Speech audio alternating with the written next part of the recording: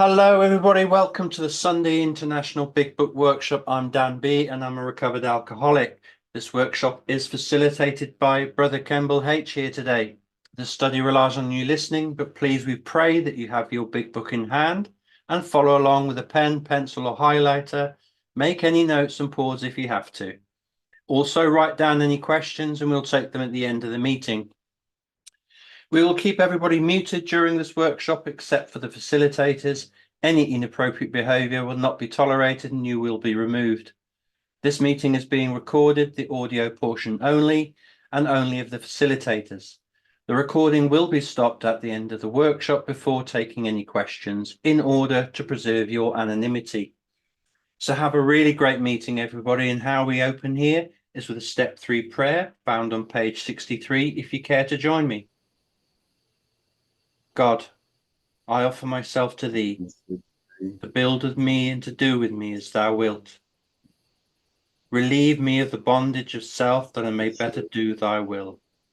Take away my difficulties, that victory over them may bear witness to those I would help of thy power, thy love, and thy way of life. May I do thy will always. Over to you, brother. Okay, thank you, Brother Dan. Happy Sunday, everybody. Great to see everybody. I'm glad you're here. My name is Kimball. I'm a recovered alcoholic. As a result of the 12 steps, I recovered from alcoholism. A lot of people in these rooms throughout the area, they say we don't never recover, but we do recover. We recover from the illness of alcoholism, but we're not cured of alcoholism. We have to make that very clear. What we have is a daily reprieve, depending on the maintenance of our spiritual condition. As Bill Wilson says in how it works, he says, we are not saints. But the point is that we are willing to grow along spiritual lines. The principles we have set down are guides to progress. We claim spiritual progress rather than spiritual perfection. We know we can't perfect these 12 steps, but progress, not perfection. And it starts where actually starts back in step 1. In order for us to become willing to change, we got to see what the problem is. So we done did step 1. Where we starting at today will be on page 52 in We Agnostics. And this is step 2, the beginning of step 2. So the thing is, in order for us to recover from alcoholism, the first thing we alcoholics need to do, we need to be willing to change. And that's what step 1 gives us, a willingness to change. See, in step 1, in my experience, I tried 30 plus years trying to solve my own alcohol problem. I didn't think I was an alcoholic, but my experience showed different. I couldn't stop myself from drinking. Then when I took a drink, I couldn't control the amounts that I took. Somebody else seen this in me long before I did. I thought I was just a normal drinker, drinking huge amounts. But in fact, I had a problem. So we all have this experience. As soon as we can see that what we are doing is no longer going to work for us, then we become willing to change. Once again, I couldn't stop myself from drinking. My mind was telling me to drink.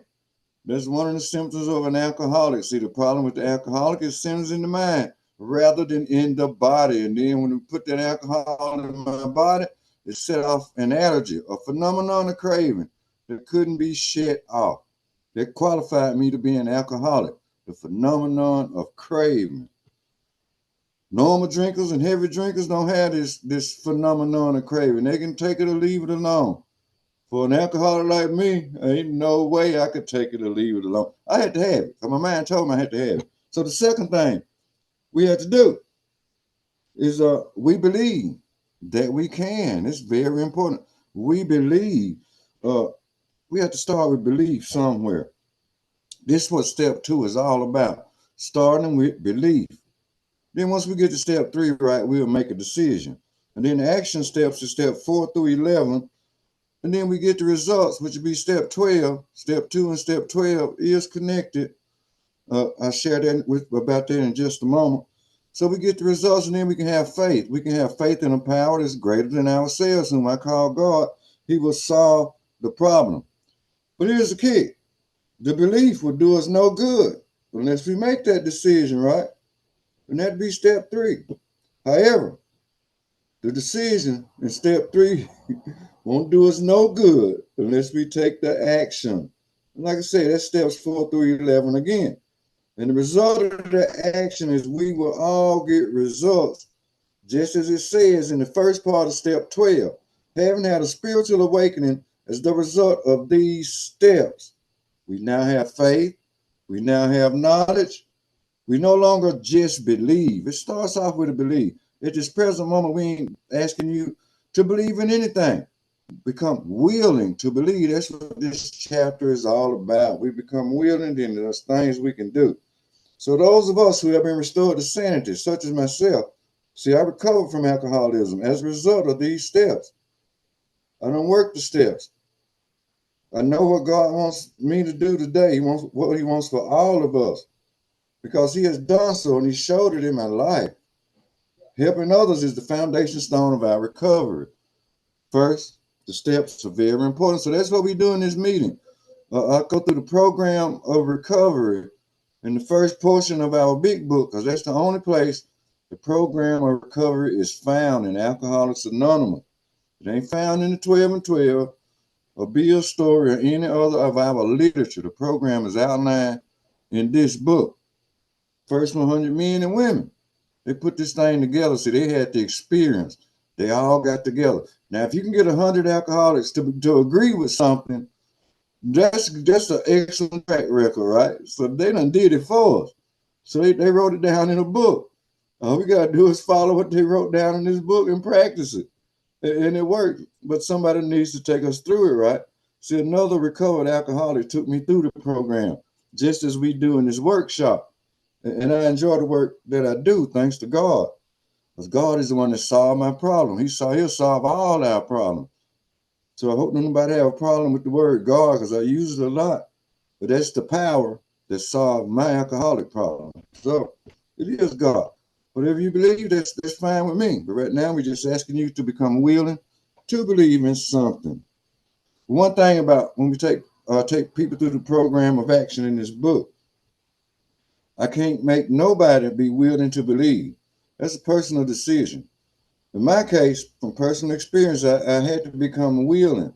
But my life was all tore up, upside down, in shambles. I was killing myself. I wanted to kill other people, and I wanted to hang myself or do something to myself, because I couldn't stop myself from drinking. So I was introduced to Alcoholics Anonymous way back in '83, right? But I didn't recover from alcoholism until February 2020. That's a long time to be trying to solve your own problems. So I pray nobody have to suffer for as long as I do. That's why God has given me the motivation to help as many people as I can. I should have been dead a long time ago. I've been in so many near-death situations, in and out of jails, prisons, rehabs, detox centers, emergency room. One time a doctor told me if I took one more drink, I'd have died on the spot by the time I made it to the hospital.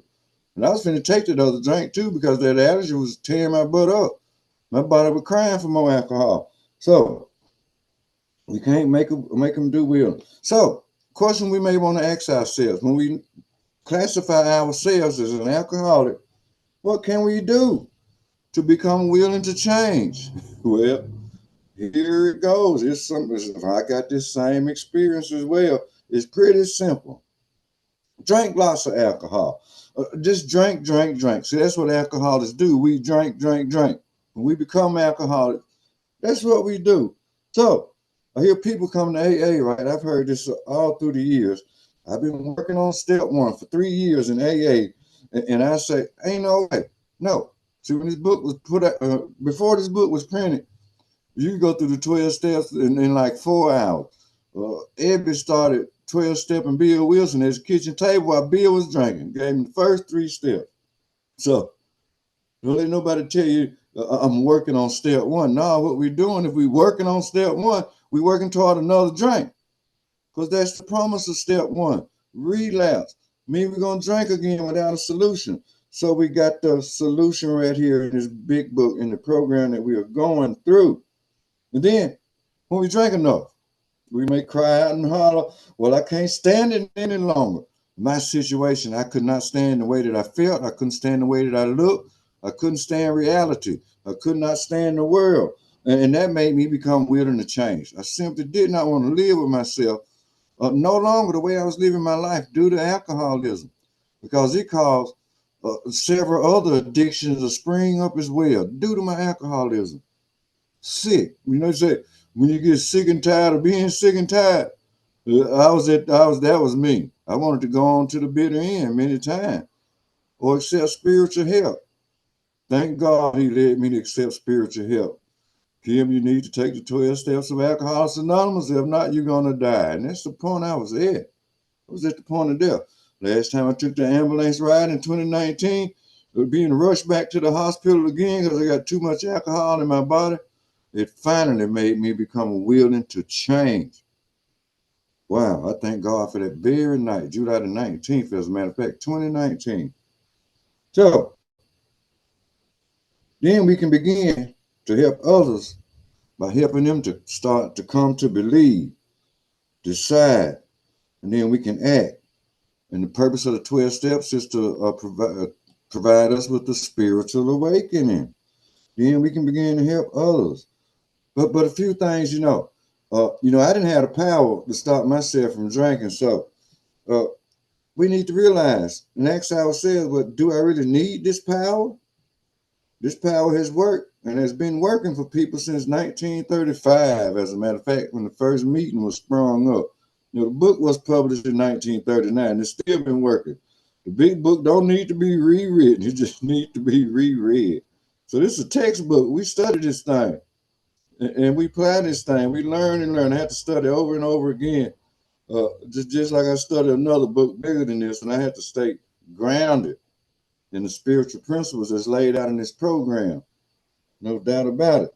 So I know in the beginning, find the power to believe in. Sometimes it may seem impossible for some of us. Now we're getting the formula. We're getting the recipe put together here. And it's for us to follow to find that power. And today, hopefully, we're going to get to the page where we're going to find out what that power is. We're going to start here on page 52 today. Matter of fact, the second full paragraph on page 52 is where I like to begin it today. And let's see, Brother Dan, I'd like to ask you to read where it says we had to ask ourselves why we shouldn't apply to our human problems. Of course. Down to where it talks about, of course it was, just one full paragraph. Excellent, no problem. Yeah, bet it up. Page 52, everybody. We had to ask ourselves why we shouldn't apply to our human problems the same readiness to change our point of view. We were having trouble with personal relationships. We couldn't control our emotional natures. We were a prey to misery and depression. We couldn't make a living. We had a feeling of uselessness. We were full of fear. We were unhappy. We couldn't seem to be of real help to other people. Was not a basic solution of these bedevilments more important than whether we should see newsreels of lunar flights? Of course it was. Okay, thank you, Brother Dan. Okay. No worries. Now, I want to, on page 51, we was talking about, the Wright brothers. When they finally got an airplane to fly off the ground. The big book says we thought God only reserved flying for the birds, but the Wright brothers had to have some kind of a belief, right? Then they developed some type of faith they could make a machine fly. And they did. And I think that's pretty neat because they got that thing off the ground. So, little thing about it, we don't have to know everything about this power. We just have to believe or become even willing to believe in this power. So now when it talks about we have to ask ourselves why we shouldn't apply to our human problems the same readiness to change our point of view. See, our old ideas did not work. Now we can easily discard our old ideas. See, if my old ideas would have stopped me from drinking or solved my alcohol problem, I wouldn't need to even come to no AA. So these old ideas of mine had to be discarded. And these old ideas was ingrained in me since I was a child, right? But then when I started my alcoholic drinking career, It was all rooted in self. I didn't give a darn about no other ideas. It was all about self, self, self. So there must be something instead of ourselves that can and will put us in a position to live and enjoy life. Enjoy. Consider this. When it comes to using power to help us in our everyday living, most of us don't or can't fully comprehend the power of common household electrical lighting. But we don't sit around in the dark until we figure it all out, do we? No, we flip the switch and cut the light on. No doubt about it. You know, and this is a great thing for like the atheist or the agnostic, right? Uh, but the illustration, the Bill Wilson gives us this illustration right here in the book. And it's talking about the power of believing and how power is used, right? But there are other illustrations throughout the book, even in the personal stories. There are situations where people, some of the people wrote down in the book how they came to believe in a power that's greater than themselves. So Bill Wilson talks about electricity. Electricity is a power greater than us. We can't harness electricity, right? We can't see it. No, we blind to the fact. We can't see electricity. It's invisible. So we know how to generate electricity, though, but we don't know that much about it. Scientists don't know all it is to know about electricity. That something came from something way greater than us, beyond our comprehension. They say it's a force of undetermined origin. We don't really know where the electricity comes from or where it begins. I think this is like the power that we receive from God, like great powers and all the powers in our universe. We don't know where they exist. But we don't have to know about them to use them. Become willing to believe, right? Bill talks about the Wright brothers again. But check this out.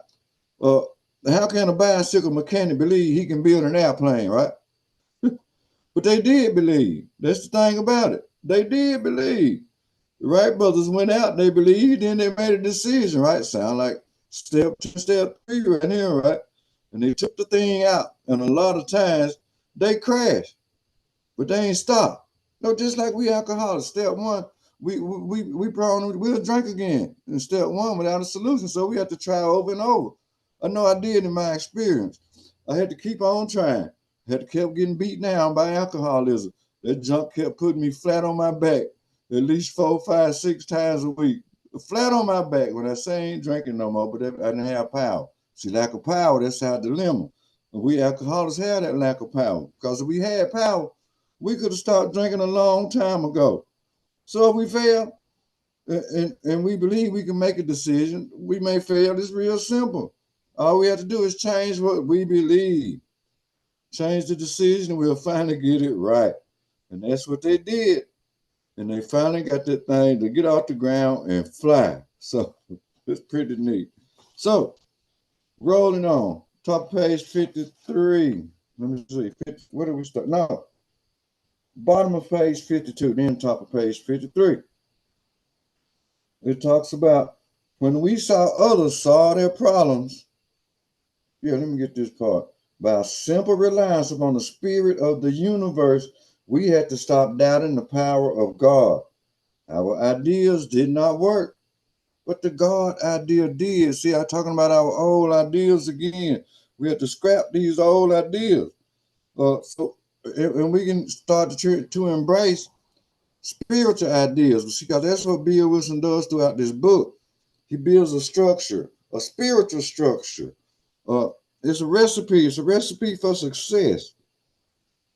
Because then we can change that point of view. As we look at ourselves here in the paragraph we just read, talking about some bedevilments that we go through. Here on page 52. And then imagine 31 pages later on page 84, by the time we get to that step, we're going to start seeing promises that come true. But these promises come true in our lives when others can see them before we do. It's based on other people seeing. I know people seen the changes in me way before I did, and I didn't even realize it. But it goes on to talk about were we having trouble with personal relationships. We couldn't control our emotional natures. Were we a prey to misery? and depression. We couldn't find and make a living. We had a feeling of uselessness. Were we full of fear? We were unhappy. We couldn't seem to be a real help to other people. No. Was not a basic solution of these bedevilments more important than whether we could see newsreels of lunar flight? Of course it was. So we alcoholics, we face with these bedevilments. And they beat us down. They'll tear us up, people.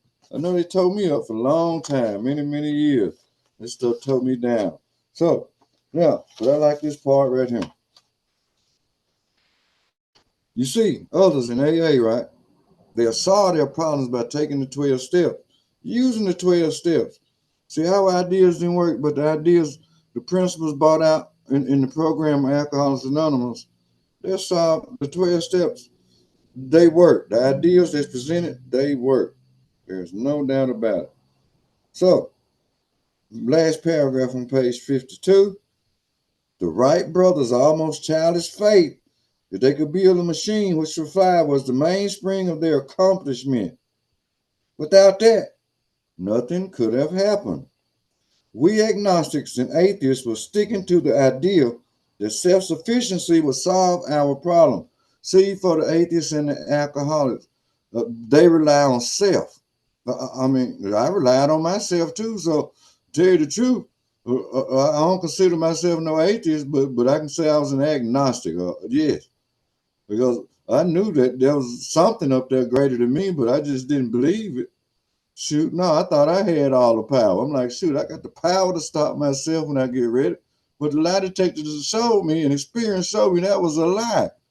I ain't had no power to stop myself. It took a power greater than me. Relying on self. Self kept me drunk. Then it goes on to say, when others showed us that God's sufficiency worked with them, we began to feel like those who had insisted that the Wright brothers would never fly. Yes. The people, the skeptics, they were telling them people, man, y'all can't never fly. Y'all ain't gonna get this thing off the ground and fly. Well, we ain't going with your idea. But you know, they changed their ideas, they kept working at it, and they got that thing to fly. Now today we got these supersonic powerful planes that fly all around the world in a couple of hours. Just them two guys, bicycle mechanics, putting something together. Now we got over 100 alcoholic men and women that put this big book together for us. And it's helped millions of alcoholics to recover today from alcoholism. What a great thing that this is. So, Brother Dan, on top page 53, where it says logic is great stuff. You can take that to the next, let's read that little short paragraph.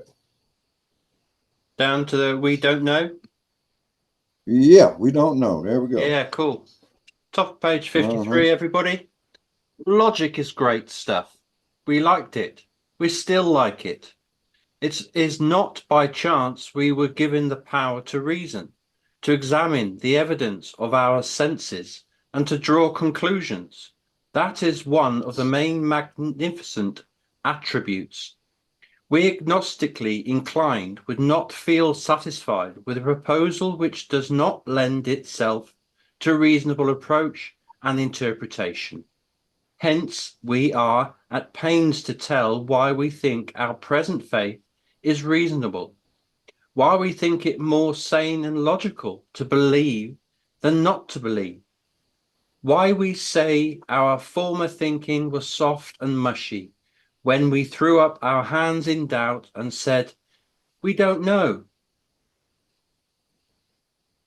We don't know. Thank you, don't Brother know, Dan. boy. Yes, no, we don't know. You know, like the paragraph brings out, logic is great stuff, right? But here's the kicker. We were given the power to reason, to examine the evidence of our senses, and to draw conclusions. Well, my conclusions, I could see I couldn't ever stop myself from drinking. Something was very seriously wrong with me. But you know, I ain't think alcohol was the problem. No. So, but going through this program, it taught me, well, the alcohol may not be the problem, but something's wrong with your mind, right? That's where the problem starts at. Big book talks about it. The problem of the alcoholic is centers in the mind. It ain't the alcohol. It's the problem. It's the mind. And the mind tricks us. Okay, it's great. Take a drink. You'll be okay. You'll feel better. Even on good days, I drank. Even on bad days, I drank. Even on sick days, I drank. It didn't matter. I drank on any and all occasions. So it simply didn't matter. I was suffering from an illness and only a spiritual experience could conquer, centered in the mind. So we have to come to a conclusion right now. It's time to trying to change our belief. So it talks about here on top of page 53. It says we were given the power of reason to examine the evidence of our senses and to draw conclusions. Power of reason. This idea comes from a power greater than ourselves, or this idea comes from God, right? By studying this book, we're studying about spiritual principles and how these first 100 men and women did it. So we can say, well, what I've been trying to do for 30 years is fix my own self from drinking. It don't work. So the old ideas start to be discarded right now. Well, boom, as we start throwing this crap, we have to smash that delusion, right? That we can be like other people or maybe like other people. We have to do that in step one, no doubt. But it still holds right here in step two. We still got to smash the delusion that our old ideas could work. Oh, I had plenty of good old ideas, but they had to be thrown in the trash. Or else I wouldn't have never recovered from alcoholism. I'd still been a sick person, still full of alcohol, probably somewhere drooling for a craving for a drink now. But this program, it brought me to a path, and it led me to a connection with God, the power greater than myself, and it solved my problem. No doubt. So, it goes on to say, hence, we are at pains to tell why we think our present faith is reasonable. You know, the only present faith I had, I like to share this a lot. I had faith that that alcohol bottle was going to make me feel different. It was going to give me a buzz. It was going to get me drunk. That's the only kind of faith I could have. Faith in distilled spirits. Here in Alcoholics Anonymous, through this program, we began to try to develop some type of faith in a power that's greater than ourselves, which will solve our problem. Okay, I'll roll on to the next paragraph, Brother Dan. I read this one right here. It goes on to say, when we became alcoholics, crushed by a self-imposed crisis we could not postpone or evade, we had to fearlessly face the proposition that either God is everything or else. He is nothing. God either is or he isn't. What was our choice to be? As an alcoholic in crisis, we must make a choice about faith. We can believe or not to believe. It's a personal choice. Notice the paragraph brings about when we became alcoholics. You know, I used to hear these old meetings I was attending for years, them Burger King sobriety meetings that kept me drunk. Well, I was an alcoholic before I drank. Oh, heck no, an alcoholic got to drink first to become an alcoholic. Well, my daddy was an alcoholic, so I'm an alcoholic too. Well, if you had never took a drink before, how do you think you are an alcoholic? An alcoholic has to drink first. But you hear stuff in meetings that they don't have to drink to become an alcoholic. I had to drink to become an alcoholic. My daddy was an alcoholic from what they tell me, but he was dead when I was a year old. I was 14 months old. But I could hear stories over the years about my dad. But that didn't make me alcoholic. I became alcoholic from drinking alcohol.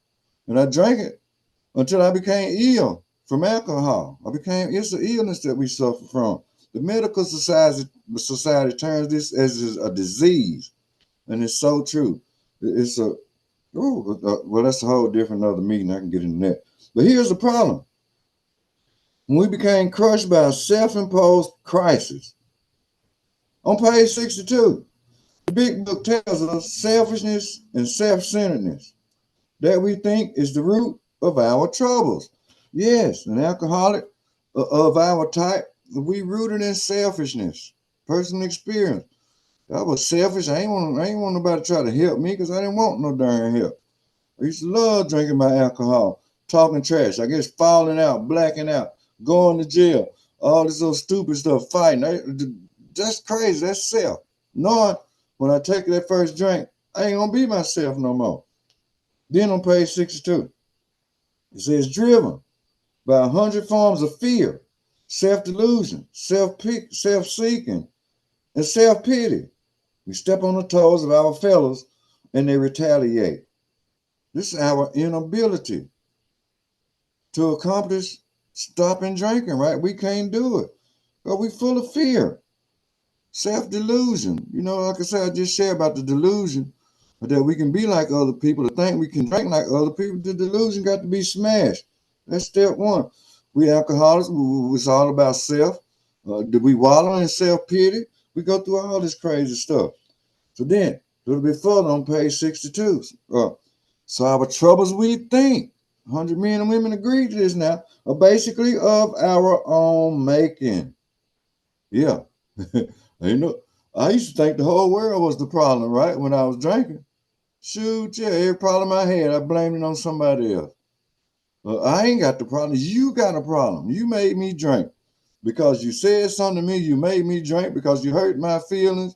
You know, we alcoholics make up all kind of excuses. But then here we go. They arise out of ourselves, and the alcoholic is an extreme example of self-run real wheel riot, though he usually doesn't think so. Above everything, we alcoholics must be rid of this selfishness. We must, or it kills us. God makes that possible. And there often seems no way of entirely getting rid of self without his aid. We had to have God's help. See, as long as I was rooted in self-centeredness and selfishness, I put God out the picture. I put a power greater than me out the picture. I don't need that power. I got all the power in the world right here in this liquor bottle I'm drinking, right? That's the way our mind thinks. But we alcoholics think like that. So, like I said, it's a part of step two. We start to become to believe. And right here where I'm in on 63, it makes me think page 164. If y'all want to scroll to page 164, I want to share something that can tie right in to this very reading where we are at now. Bottom paragraph on page 164. Gets right in there. It says, abandon yourself to God as you understand God. Get out of self. That's what we're talking about. Selfishness, self-centeredness. That's what kills us alcoholics. Admit your faults to him and to your fellows. Now, this talking about going through the steps right here, right? But this is very important. Clear away the wreckage of your past. Give freely of what you find and join us. We shall be with you in the fellowship of the Spirit, and you will surely meet some of us as you trudge the road of happy destiny. May God bless you and keep you until then. Practicing these principles in all our affairs. No, yes, amen. So, arrived at this point, still here on page 53, next to the last paragraph. Arrived at this point, we were squarely confronted with the question of faith. Well, you might think, what is faith, right? My other book says we walk by faith and not by sight, right? We can't see faith, but we can develop faith. We can have faith, no doubt. We couldn't duck the issue, what they said. Some of us had already walked far over the bridge of reason toward the desired shore of faith. Reasoning, it talks about the bridge of reason, right? Notice bridge and reason is capitalized in our big book. This is a reference to God. This is exactly what these capitalized letters mean. So reason has brought us close to deciding to believe. At this point, we can start deciding, what can I believe in something that's greater than me? Can I believe in this power? Will this power help solve my alcohol problem? Something gotta help me, because I can't do it myself. We can't do it alone. So back to page 53. The outlines and the promise of the new land has brought luster to tired eyes and fresh courage to flagging spirits. We were grateful that reason had brought us so far. But somehow we couldn't quite step ashore, right? Reasoning to bring us so far, and then we alcoholics, we tend to want to get close to the shore. Then we don't want to get on. We don't want to step on that shore. We want to stay where we at, waddling around in our alcoholism, right? But We did not want to give up on reasoning. We see it work in others, right? We see examples in this book. We see examples in the people that we know have recovered from alcoholism. That can start as a point to begin to believe, well, some kind of power must be working in this guy's life. I wonder, how did he get that power? Well, that's what this book is about. Its main object is to enable you to find a power greater than yourself, which will solve your problem. Yes, amen. It didn't say it might or it won't. It said it simply will solve your problem. And that's what happened to me, personal experience. This program and a relationship with God, it solved my problem. Wow. Very good. Now, last paragraph. Then we're going to flip the page. That was natural. But let us think a little more closely. See, let's think a little bit more closely. Without knowing it, had we not been brought to where we stood by a certain kind of faith? Yeah, we did. But did we not believe in our own reasoning? No doubt. That was my biggest problem. Believing in self. Self. So self always kept me drunk. So yeah, that was some kind of faith right there. I believed in my own reason. I believed in my own idea. Then top of page 54, it says, did we not have confidence in our ability to think? Well, the big book said, we're given brains to use, right? So yeah, we got an ability to think. The question would be yes, because it asks us a question.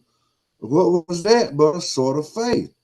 Then the big book answers it right there. It says, yes, we have been faithful, abjectly faithful to the God of reason. So in one way or another, we discovered that faith had been involved all the time, right? Yeah, like I say, faith in my liquor bottle, faith that was gonna get me drunk. Yeah, that's some type of a faith. We got brains we can use. So can we reasoning?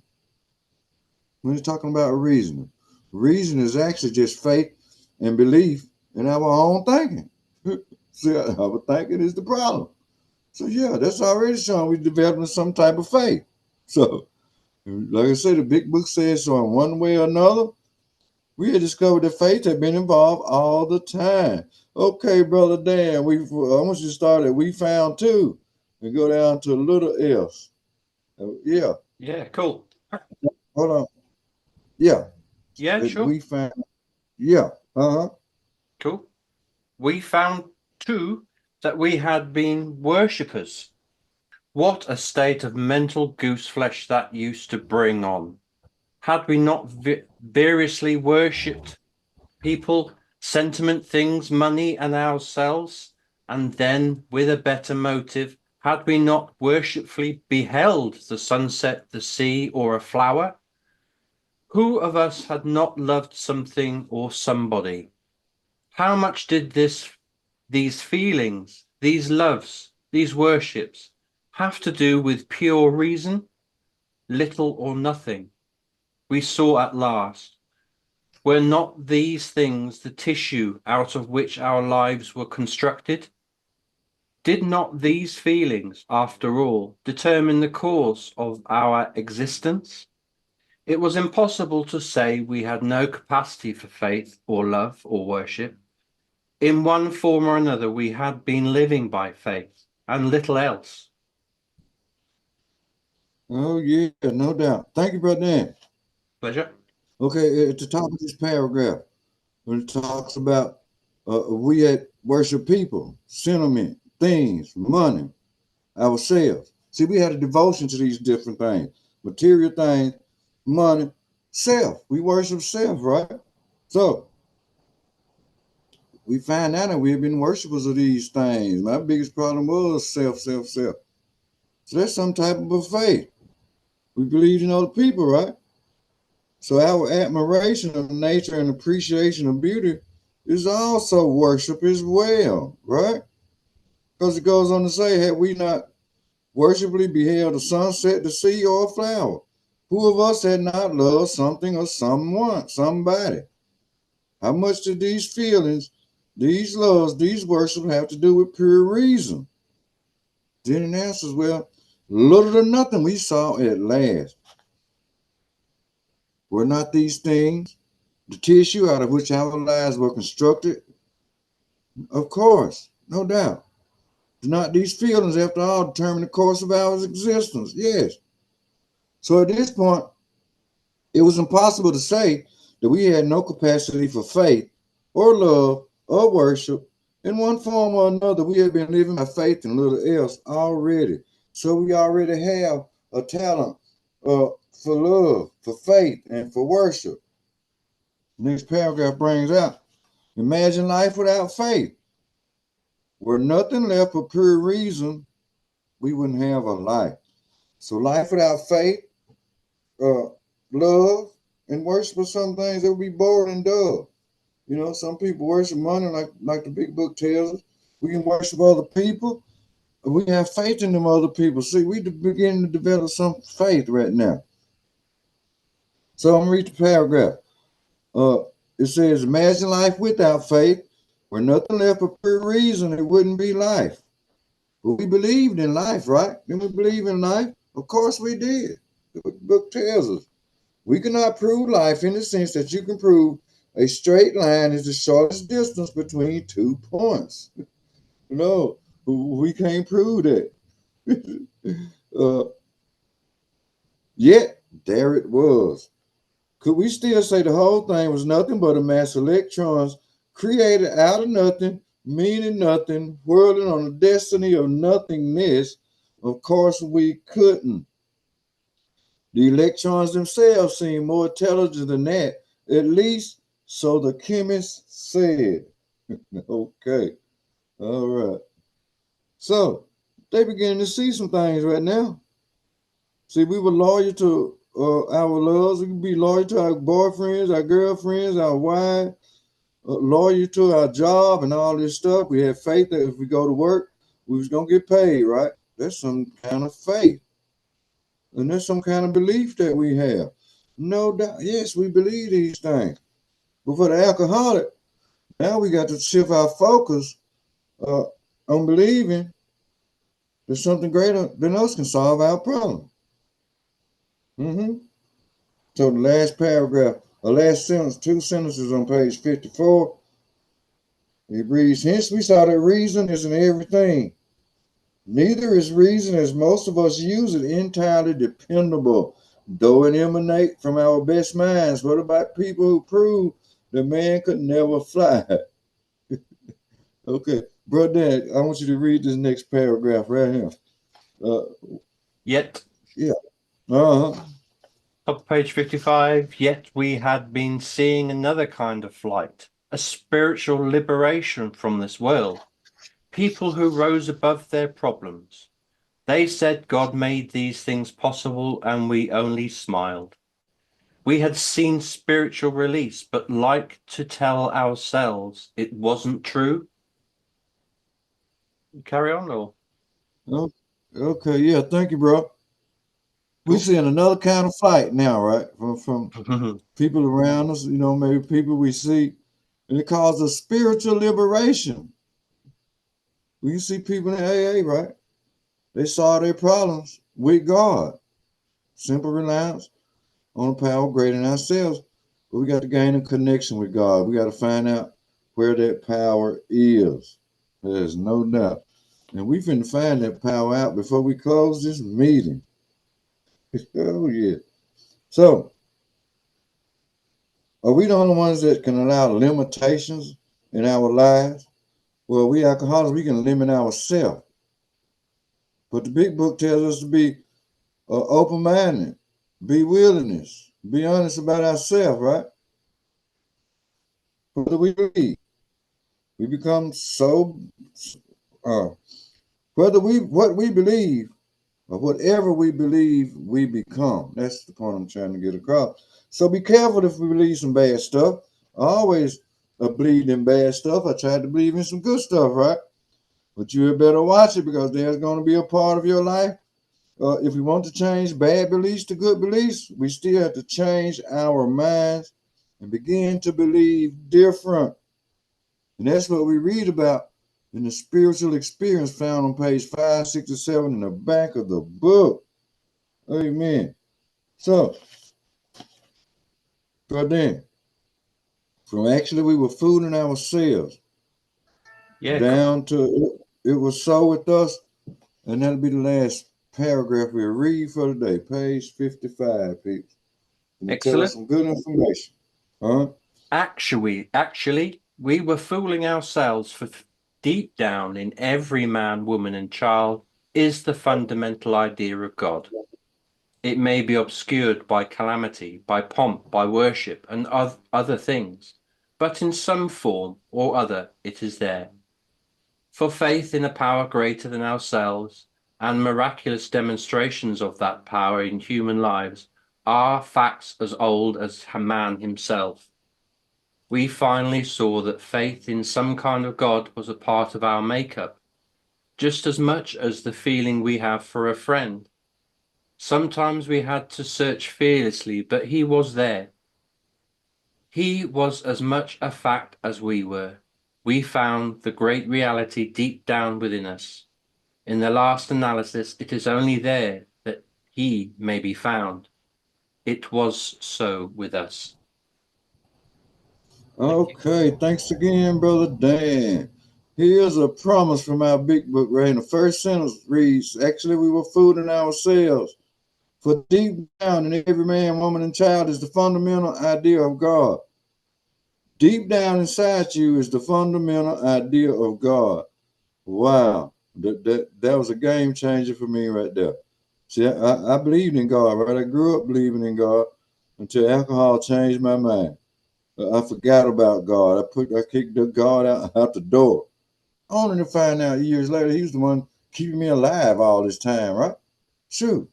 But I ain't see it. You know, the big book tells us, first of all, we had to quit playing God. It didn't work. This didn't work for me. So uh, right now, this big book is sharing something with us that hit home. It's telling me this power dwells, the God power dwells within me, right? So I think today that every man, woman, and child on the face of this earth, uh, they have some form of knowledge inside of ourselves. And that form of knowledge seems to be able to tell us what we should do and what we should not do. It seems to be able to tell us the difference between right and wrong. It seems to be able to tell us how we should and should not live, right? This should be telling us. What most of us have done is chase for money, power, prestige, sex, and we have disregarded that knowledge, pushed it inside of ourselves and obscured it, kept it in. See, we alcoholics, the more we drink, the more we desire more money, more sex, more material things, more whatever we could get our hands on, right? Wow. But now, at this point, we begin to operate on a conscious knowledge of the mind to satisfy our wants, needs, and desires. I think some people call it knowledge common sense. See, we are insane when it comes to the alcohol. We are totally insane once we take that drink. But taking this process outlined in this book, God restores the sanity. That's part about step 2. Came to believe that a power greater than ourselves could restore us to sanity, right? So, still others call it innate intelligence. You know, it develops in the mind. I don't really feel it makes that much difference what we call it, as long as we recognize the fact that it is there. I have evidence of this in my life and before, and you have to as well soon. Sometimes I've been ready to do something, and how many of us heard some kind of voice? Man, you don't need to take that drink, but then that melody will kick in, and we take the drink anyway, right? So that's something somewhere on the inside of us. It tells us when we're doing right. It tells us when we're doing wrong. Actually, it used to tell me when I shouldn't drink because I couldn't drink. Because once I took a drink, I couldn't shut off the amounts that I took. I couldn't control it. And then, shoot, if I'm trying to, alcohol that can try control over me. Shoot, I couldn't control it. Once I took a drink, then I couldn't stop it. So I was just in a bad place. Bent out of shape, as I used to call it. Bent totally out of shape. So back here it says, we finally saw that faith in some kind of God was a part of our makeup. just as much as the feeling we have for a friend. Yeah, we have people that we love. We have things that we love, right? So that's some kind of faith. So faith in God, is already a part of you. All we have to do is feel the search for it, right? We search for this power. We gain and connect. We try to tap into this power. It explains in the spiritual experience. We tap into this power greater than ourselves. It commits to solve our problem. But then it goes on to say, we found that great reality deep down within us. You will find God deep down within yourself. That's exactly what this program is talking about. Now, we don't have to wonder no longer where that power is at. It says it's deep down inside of us. So here it is. It's deep down inside of us. Oh, I'm running out of time. Uh-oh. But okay, great stuff. This was a game changer for me as well. Before I sit down, we'll talk a little bit, just a quick word or two about the spiritual opinions in the back of the book. It talks about tapping into an unsuspected inner resource of power or strength that we might want to identify with the power greater than ourselves or God as we understand Him. So God dwells within me. I believe, well, I know He does. Then He dwells within you, right? It also means we can have a personal God, meaning personal relationship. That's the important personal relationship. I don't have to worry anymore about all other kind of crazy stuff that my mind used to focus on. So God's dwelling in me. If He's dwelling in me, then He's personal to me. Personal relationship. So this process gives us a completely new concept of God as we understand Him. It changed my understanding on a whole lot of things I couldn't understand before. So I'll be able to find that power. I don't have to know anything right now, but all I gotta do is believe and decide and act. Then I get results. Then I can go back and help the next person come to believe. I don't believe we can make our decision without this chapter. And we can't. Most spiritual things you read will try to prove God to you, right? This chapter doesn't do that. It gives you a procedure. It gives you a recipe that if we follow it, God will prove Himself as a result of what you get from following this procedure, no doubt. This step 2. We're almost at the end of step 2. But see, this is some of the greatest information I ever learned. We all can have our own personal God. He dwells within me. My knowledge comes from Him and through Him, and I will be able to find that power. Then we ask ourselves, am I ready to make a decision? And I'm going to stop it right there, Brother Dan, on page 55. It was so with us. And we'll get ready to close the meeting. Thanks for everybody